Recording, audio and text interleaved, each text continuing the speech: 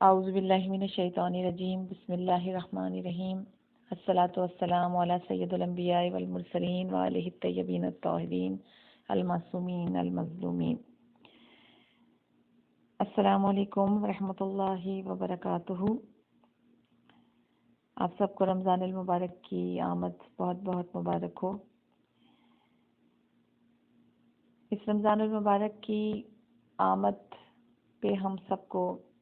رمضان المبارک کے استقبال کے لیے تیار رہنا چاہیے، اور گزشتہ 2 مہینے جو ہم نے رجب اور شعبان کی گزارے ہیں، اور اس میں جو بھی اعمال انجام دیے، بہترین اعمال انجام دیے، توبہ کی، استغفار کی، تو وہ سب کے سب ہماری استقبال ماہ رمضان کی تیاریوں میں آ جاتے ہیں۔ رمضان المبارک وہ عظمتوں والا، وہ فضیلتوں والا مہینہ ہے، وہ برکتوں والا مہینہ ہے کہ جس کو تمام مہینوں کے اوپر افضلیت اور فوقیت حاصل ہے، عظمتوں اور فضیلتوں کی بنا کے اوپر۔ اور پیغمبر اکرم نے بہترین خطبہ ارشاد فرمایا رمضان المبارک کی فضیلتوں کے حساب سے، اس کی آمد سے پہلے۔ اگر ہم اس خطبے کے ایک ایک جملے کے اوپر غور کریں، اور اس میں پیغمبر اکرم نے جن چیزوں کی نشاندہی کی ہے، جن اچھائیوں کی، اس کو اپنانے کی کوشش کریں، اور جن برائیوں سے روکا ہے، اس سے اپنے آپ کو روکنے میں کامیاب ہو جائیں، تو ہم رمضان کی معرفت بھی حاصل کریں گے، اور اپنے ان بہترین روزوں کی انجام دہی میں کامیاب ہوں گے کہ جو پروردگار عالم کی بارگاہ میں یقیناً قبولیت کے درجے کے اوپر فائز ہوں گے۔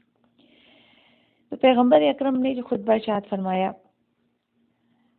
اس کے مختصراً وہ خطبہ آپ کے سامنے بیان کر رہی ہوں، تاکہ ہمیں اس کی عظمتوں سے مزید آگاہی حاصل ہو جائے۔ پیغمبر نے ارشاد فرمایا کہ اے لوگو، تمہاری طرف بابرکت، رحمت والا اور گناہوں کے معاف ہونے کا مہینہ آ رہا ہے۔ یہ وہ مہینہ ہے کہ خدا کے نزدیک سب مہینوں سے بہتر ہے، جس کے دن باقی مہینوں کے دنوں، اور جس کی راتیں باقی راتوں، جس کی گھڑیاں باقی گھڑیوں سے بہتر ہے۔ یہ وہ مہینہ ہے کہ اس میں تمہارا سانس لینا تسبیح کا، اور اس میں سونا عبادت کا ثواب رکھتا ہے۔ تمہارے اعمال اس میں قبول کیے جاتے ہیں، دعائیں برلائی جاتی ہیں۔ بس تم ٹھیک نیت اور گناہوں اور بری صفات سے پاک و پاکیزہ دل سے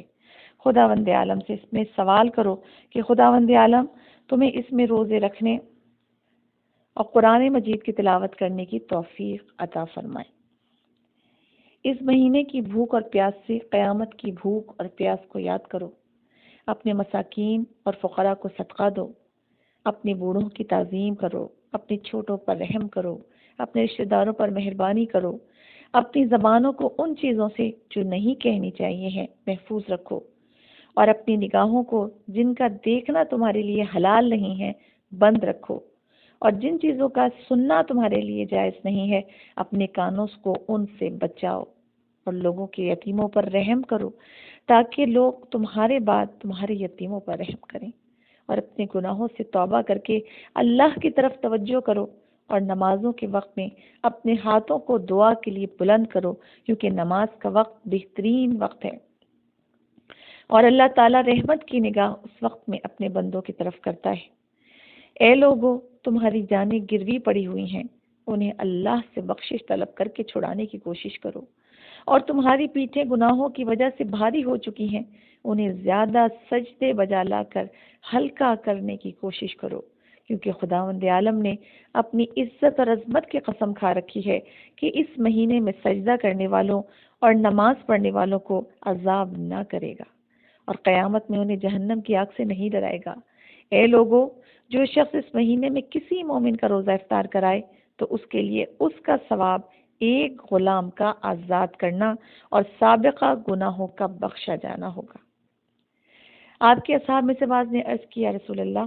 ہم سب تو اس پر قدرت نہیں رکھتے، تو آپ نے فرمایا کہ تم آدھے کھجور یا ایک گھونٹ شربت کے افطار میں دینے سے بھی جہنم کی آگ سے اپنے آپ کو بچاؤ، کیونکہ خداوند عالم یہی ثواب اس کو بھی عنایت فرمائے گا جو اس سے زیادہ پر قدرت نہ رکھتا ہوگا۔ اے لوگو، جو شخص اس مہینے میں اپنے اخلاق کو ٹھیک کر لے تو اسے خداوند عالم قیامت کے دن پل صراط سے آسانی سے گزار دے گا،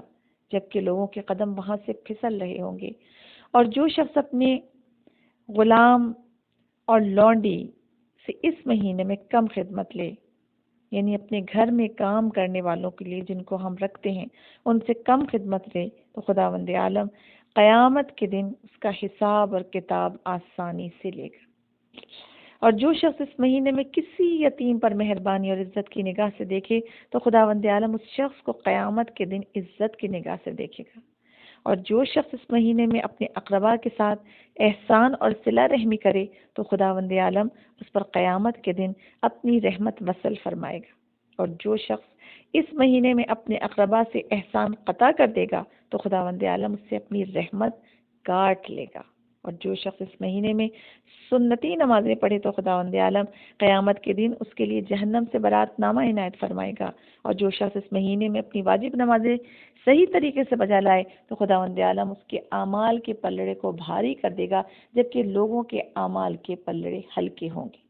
اور جو شخص اس مہینے میں قرآن مجید کی ایک آیت پڑھے تو اس کے لیے دوسرے مہینوں میں قرآن کے ختم کرنے کا ثواب خداوند عالم عنایت فرمائے گا۔ اے لوگو،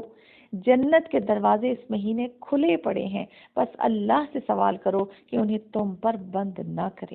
اور جہنم کے دروازے اس مہینے میں بند پڑے ہیں، بس اللہ تعالیٰ سے سوال کرو کہ انہیں تم پر نہ کھولے۔ اور شیطانوں کو اس مہینے میں زنجیروں سے جکڑا جا چکا ہے، بس اللہ تعالیٰ سے سوال کرو کہ انہیں تمہارے اوپر مسلط نہ کرے۔ یہ وہ مہینہ ہے کہ جس میں جنت اور رحمت کے دروازے کھلے ہوتے ہیں اور جہنم کے دروازے بند کر دیے جاتے ہیں۔ اس مہینے میں ایک ایسی رات بھی ہے کہ جس میں عبادت کرنا 1000 مہینے سے بہتر ہے۔ بس تمہیں فکر کرنی چاہیے کہ کس طرح سے اس مہینے کے دن اور رات کو گزارو گے اور تم اپنے اعضاء و جوارح کو اللہ تعالیٰ کی نافرمانی سے کس طرح محفوظ رکھو گے۔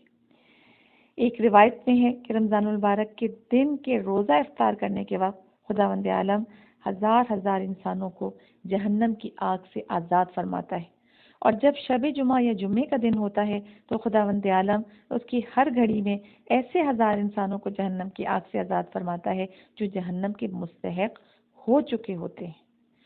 اور خداوند عالم اس مہینے کی آخری رات اور دن میں اتنی مقدار میں اپنے بندوں کو جہنم کی آگ سے آزاد کرتا ہے جتنی تمام مقدار تمام مہینے میں آزاد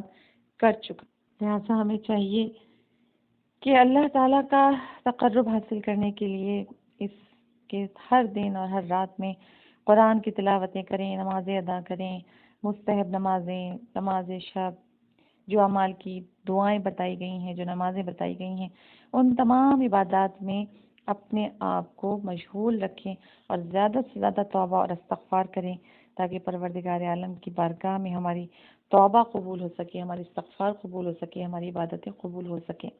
اور جن جن چیزوں کو پیغمبر اکرم نے روکا ہے، جن چیزوں سے کہ تمہارا روزہ ہے کیا، کس انداز میں، وہ آگے بڑھ کر بھی اسی نور کے ٹکڑے باقی ائمہ اطہار انہی کی اولادیں ہم کو بیان کرتی ہیں، ہمیں بتاتی ہیں۔ جیسے کہ امام جعفر صادق علیہ السلام نے بھی وصیت میں فرمایا کہ جب تم روزہ رکھو تو پھر تمہارا صرف روزہ برائے روزہ نہیں ہونا چاہیے، بلکہ تمہارے کان، آنکھیں، بدن، بال، کھال اور تمام اعضاء کو بھی روزے دار ہونا چاہیے، یعنی ان کو بھی حرام بلکہ مکروہ چیزوں سے بھی محفوظ رکھنا چاہیے، کیونکہ روزہ صرف کھانے اور پینے سے نہیں بلکہ روزے کی حالت میں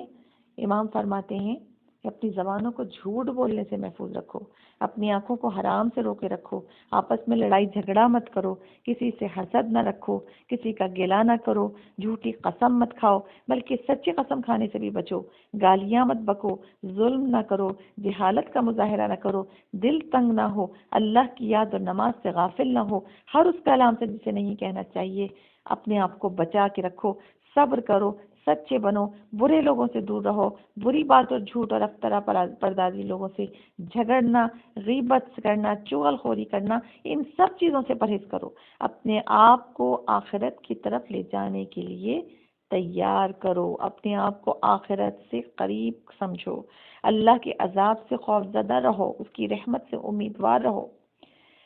تو ایک ایک چیز کو بیان کیا گیا ہے، ایک ایک چیز کو بیان کیا گیا ہے کہ کس کس انداز میں جو ہے اپنے روزے کے عالم میں ہمیں لوگوں کے ساتھ سلوک رکھنا ہے، اپنے آپ کو برائیوں سے بچانا ہے، اپنے آپ کو نیک اعمال کی طرف راغب کرنا ہے، اور کچھ برائیوں کی طرف خاص طور سے روزے کے حوالے سے اشارہ کیا گیا ہے، جس میں ایک روایت کے مطابق پیغمبر اکرم نے ایک عورت کو اس انداز میں دیکھا اپنے روزے کے عالم میں کہ وہ اپنی میٹ کو گالیاں دے رہی تھی، برا بھلا کہہ رہی تھی۔ تو پیغمبر نے کھانا منگوایا اور فوراً اس کے سامنے بھجوا دیا۔ تو اس نے کہا کہ میں تو روزے سے ہوں۔ تو پیغمبر نے فرمایا کیسا روزہ ہے کہ جبکہ تم اس اپنی زبان کو برائی سے محفوظ نہیں رکھ رہی ہو، اپنے سے کمزور کو تم برے الفاظ سے مخاطب کر رہی ہو، تم اس کے اوپر رحم نہیں کر رہی ہو۔ روزہ صرف کھانے اور پینے بند کرنے کا نام نہیں ہے، بلکہ روزہ تو انسان کو تمام بدکاری، تمام بدگفتاری اور تمام برائیوں سے بچا کر رکھنے کا نام روزہ ہے۔ جیسے کہ بیان کیا امام نے بھی اور رسول اللہ نے بھی کہ اپنی آنکھوں کو، اپنے کانوں کو، اپنے ہاتھوں کو، اپنے پیروں کو، ہر چیز کو، ہر برائی سے محفوظ رکھو۔ بشرط یہ کہ اس میں ہمیں سوچنا بھی ہے کہ ہم کن چیزوں کو برائی سمجھتے ہیں اور کن کو برائی نہیں سمجھتے۔ اس لیے اس میں نام لے لے کر بھی برائیوں کو بیان کیا گیا ہے کہ کس طرح سے اپنی ساری برائیوں سے اپنے آپ کو محفوظ رکھو۔ تو جھوٹ کے متعلق اس طریقے سے روایت اور غیبت سے متعلق بھی ہمارے سامنے روایت آتی ہے کہ پیغمبر اکرم کے سامنے ایک مرتبہ اہل مدینہ نے روزہ رکھا اور پیغمبر نے فرمایا کہ تم لوگ افطار کے وقت میرے پاس آنا اور مجھ سے اجازت افطار کرتے جانا۔ تو ایک شخص آتا ہے پیغمبر کے پاس اور کہتا ہے کہ میری دونوں بیٹیوں نے روزہ رکھا ہے، لیکن ان کو آپ کے سامنے آنے سے، آپ کے پاس آنے سے حجاب ہو رہا ہے، شرم آ رہی ہے، شرم محسوس ہو رہی ہے، لہٰذا آپ اجازت دیجیے کہ وہ روزہ افطار کریں۔ پیغمبر نے فرمایا وہ دونوں روزے سے نہیں تھیں۔ تو اس نے کہا کہ نہیں یا رسول اللہ، ان دونوں نے روزہ رکھا ہے، دونوں میری بیٹیاں، مجھے معلوم ہے۔ آپ نے فرمایا نہیں، وہ دونوں روزے سے نہیں تھیں۔ کہنے لگا نہیں یا رسول اللہ، ان دونوں نے روزہ رکھا ہے۔ آپ نے فرمایا کہ نہیں، سارا دن انہوں نے اپنے برادر مومن کا برائیاں کر کر کے مردار کا گوشت کھایا ہے۔ جاؤ اور جا کر ان سے کہو کہ قے کریں، یعنی وامٹ کریں، وامٹنگ کریں۔ تو وہ شخص گیا اپنی بیٹیوں کے پاس اور جا کر اس نے ان سے یہ کہا، اور انہوں نے کسی طریقے سے الٹی کی، اور پھر جو روایت میں، جو حدیث میں لکھا ہے کہ گوشت کا، خون کا ایک ایک لوتھڑا ان کے منہ سے باہر آیا، ایک ایک ٹکڑا، ایک ایک پیس گوشت کا باقاعدہ باہر آیا۔ اور اس شخص نے جا کر پیغمبر اکرم کو بتایا یہ، تو آپ نے فرمایا کہ خدا کی قسم کہ جس نے مجھ کو رسالت کے اوپر مبعوث فرمایا، اگر یہ ٹکڑے ان کے پیٹ میں رہ جاتے تو قیامت کے دن جہنم کی آگ انہیں کھا جاتی۔ یہ ہے غیبت کا نتیجہ، اور یہ ہے کہ روزہ ہے ہی نہیں۔ اگر ان گناہوں میں سے کسی بھی گناہ کے مرتکب ہو رہے ہیں تو وہ روزہ ہے ہی نہیں۔ اور یہ ایک مہینے کی پریکٹس ہمیں بتاتی ہے کہ ہمیں سال بھر اپنے آپ کو ان برائیوں سے بچا کے رکھنا ہے، اور اسی لیے زیادہ اس مہینے میں ان چیزوں کے اوپر ان چیزوں کو بیان کیا جا رہا ہے، تاکہ ہم نے اگر 11 مہینے ان برائیوں میں گزارے ہیں تو کم سے کم اس مہینے میں ہم جو روزے رکھ رہے ہیں تو اپنے آپ کو صحیح روزہ دار ثابت کرنے کے لیے، اپنا صحیح روزہ انجام دینے کے لیے ہم کم سے کم اس مہینے میں ان ساری چیزوں کو سے دور رہیں۔ اور جب ہم 30 دن ان چیزوں کی پریکٹس کریں گے تو انشاءاللہ ہم آگے کے 11 مہینوں میں بھی یہ تمام چیزیں امور انجام دینے میں کامیاب ہو جائیں گے۔ اب انشاءاللہ آگے مرحلہ آ رہا ہے اعمال کا، جو اعمال بھی مختصراً اعمال آپ کے سامنے بیان کروں گی کہ وہ اعمال کے جو ہمیں کرنے چاہیے۔ عبادات تو ہم جتنی کریں اتنی کم ہے، پوری رات کی نمازیں ہیں، پوری رات عبادت میں گزاریں، لیکن مختصر سے مختصر وہ اعمال کہ جو ہم کر سکتے ہیں، اور اتنا وقت تو ہم ضرور نکال سکتے ہیں اور ضرور دے سکتے ہیں اپنی عبادات کو۔